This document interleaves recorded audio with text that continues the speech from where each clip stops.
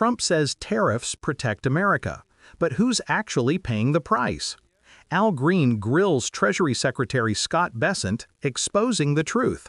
It's everyday consumers, not the corporations.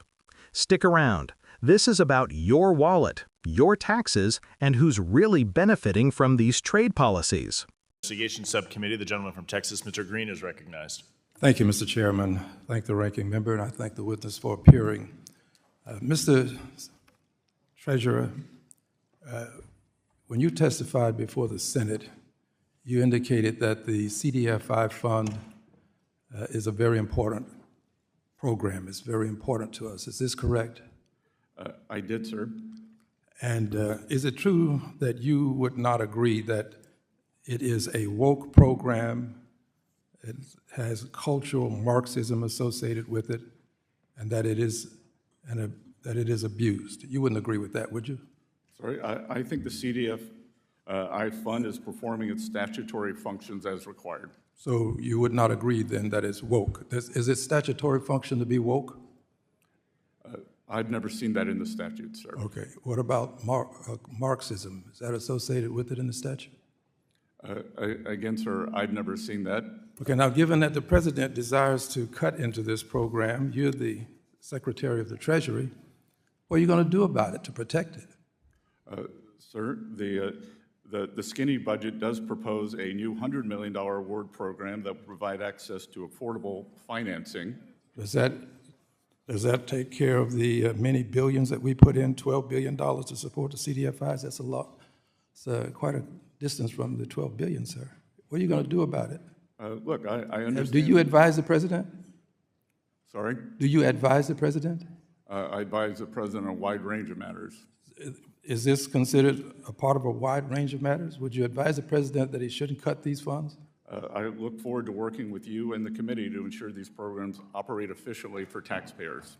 What about efficiently for taxpayers and efficiently as a result of them being in place to do so? If you don't have the money, they can't be efficient. They can't serve taxpayers if you don't have the money. 61% of these programs are in Republican districts.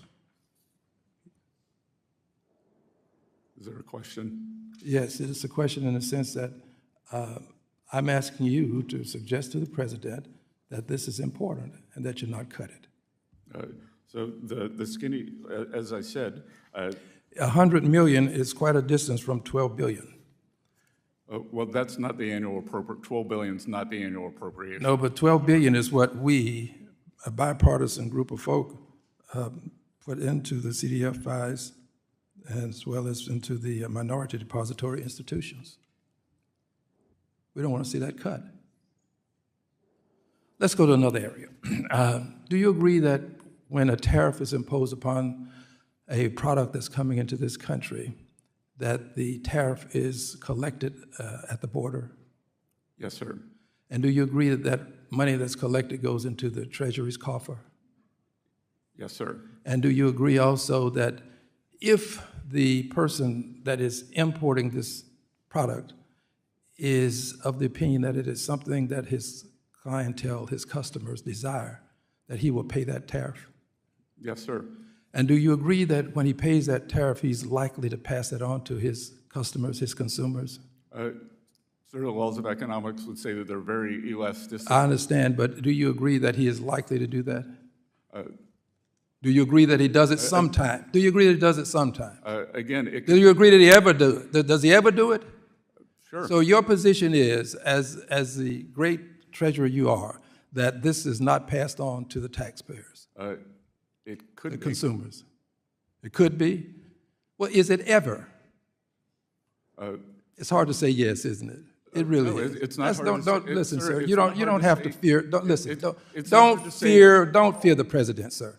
Is it ever passed on? Have you ever heard of this tax money being collected and passed on to the consumer to pay? Have you ever heard of that? Well, the most recent studies from... Okay, let's go on to this point. I have a better point to make. Excuse me, I'm reclaiming my time. I have a better point. Listen just a second. I only have a little bit of time.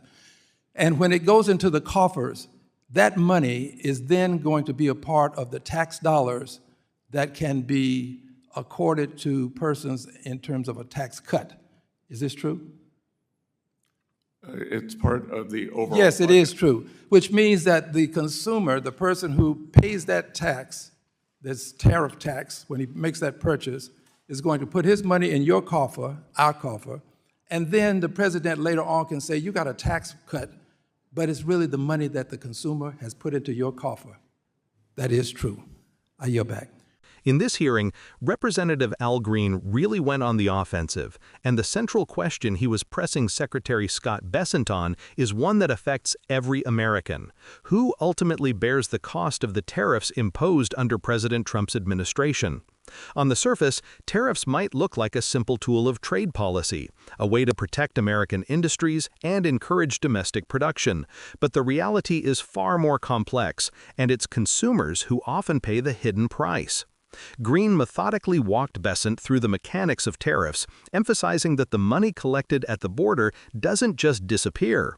It goes into the Treasury, yes, but the act of collecting that tariff often leads importers to pass the extra cost down the supply chain. That means American consumers end up paying more for the goods they rely on every day. It's not just an abstract economic principle, it's something families feel in their wallets at the grocery store, on electronics, on clothing, and yes, even on essential goods like farm equipment and raw materials. What makes this exchange especially revealing is how Bessent tried to frame the tariffs within the administration's broader fiscal narrative. He highlighted that the collected funds could theoretically be used for tax cuts, implying that the economic burden on consumers is offset by future benefits. Green didn't let that slide. He challenged the practicality of that argument, pointing out the disconnect between who pays up front, the consumers, and who might theoretically see relief later. The net effect is that Americans are financing both the tariff and the government's tax policies at the same time.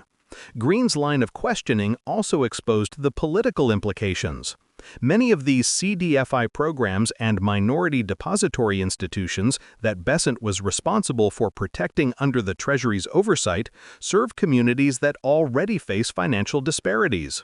By framing tariffs as a tool that disproportionately affects ordinary Americans, while the benefits, or protections, go to other programs or, at times, foreign competitors, Green highlighted the tangible human consequences of these policies. This hearing is a critical reminder that trade policy isn't just a series of numbers in Washington. It affects the real economy, real families, and real communities. Understanding the flow of tariffs, from importers to the consumer, and how it interacts with broader fiscal policy is essential for every voter. When lawmakers question top officials like Bessent, it's not just a political spectacle, it's an accountability mechanism that ensures the public sees the real-world impact of policy decisions. So as viewers, what should we take away? Tariffs might be designed to protect domestic industries, but the real story is in how they filter down to consumers. The conversation Green initiated underscores the importance of asking tough questions, tracking government decisions, and understanding how high-level economic policies touch everyday lives. Every dollar of tariff has a story, and this hearing helps tell it. If you want to stay informed about how policy decisions affect your wallet, your community, and your country, make sure to like, comment, and subscribe for deep dive analysis that goes beyond the headlines.